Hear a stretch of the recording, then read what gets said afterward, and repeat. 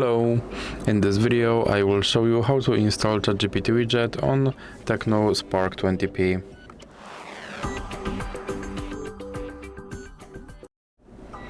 So you have to start by opening your Google Play Store, then go to search bar and type in Wally AI and click search, and then click install.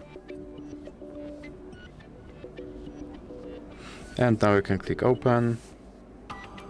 Then click on this button to skip introduction and click open permissions.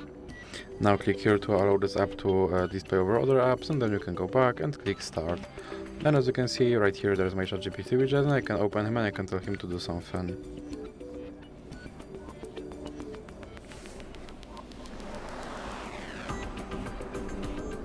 And as you can see, he responded. And if you want to remove him from your screen, simply drag him into the X icon in the middle. So that's it for this video. If you liked it, please remember to leave a like and subscribe.